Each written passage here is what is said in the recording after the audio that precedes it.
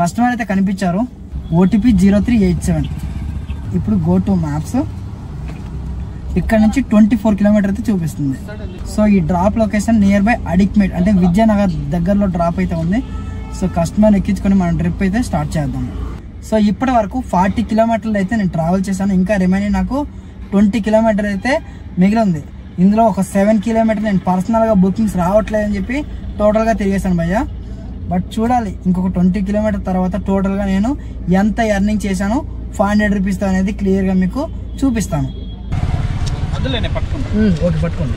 Petrol vehicle versus CNG vehicle ఏది better అంటే, so petrol vehicle ఎలాంటప్పుడు మనకి బెటర్ అంటే పర్సనల్గా ఎప్పుడైతే మనం యూజ్ చేసుకుంటామో అలాంటి వాళ్ళకి పెట్రోల్ వెహికల్ అయితే చాలా బెటర్. సో ఎవరైతే కమర్షియల్గా ఎర్నింగ్ చేసుకుందాము, కమర్షియల్ కోసం ఒక వెహికల్ తీసుకుందాం అనుకుంటారో అలాంటి వాళ్ళ కోసం డీజిల్ లేదా సిఎన్జి వెహికల్ అయితే బెటర్.